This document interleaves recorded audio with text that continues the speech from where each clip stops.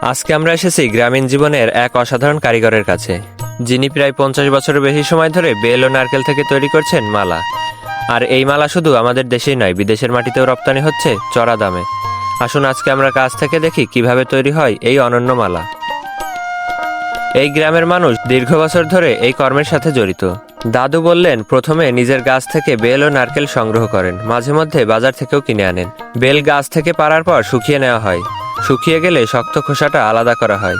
এটাই মালা তৈরির প্রধান উপকরণ।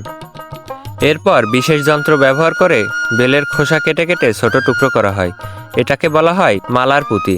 বেলের খোসা কাটার যন্ত্রটির দুইটি দাঁত থাকে, একটির দ্বারা গোলাকৃতি দেওয়া হয়, অপরটি মাঝে ছিদ্র করে।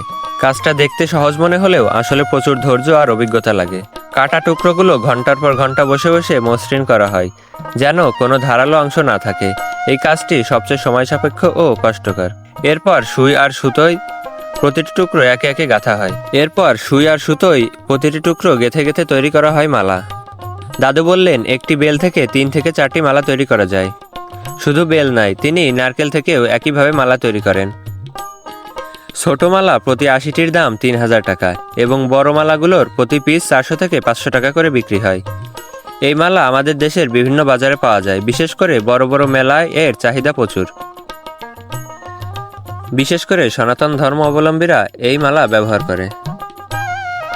শুধু দেশেই নয়, ভারত, নেপাল সহ বিশ্বের বিভিন্ন প্রান্তে রপ্তানি হয় এই মালা। বিদেশে এর এক একটা মালা কয়েক গুণ বেশি দামে বিক্রি হয়। প্রায় অর্ধ শতাব্দীরও বেশি সময় ধরে একনিষ্ঠ পরিশ্রম আর হাতের কারুকাজ দিয়ে দাদু তৈরি করে যাচ্ছেন এই অনন্য মালা। তার প্রতিটি মালা আমাদের সংস্কৃতি, ঐতিহ্য আর গ্রামীণ জীবনের গল্প বলে দেয়।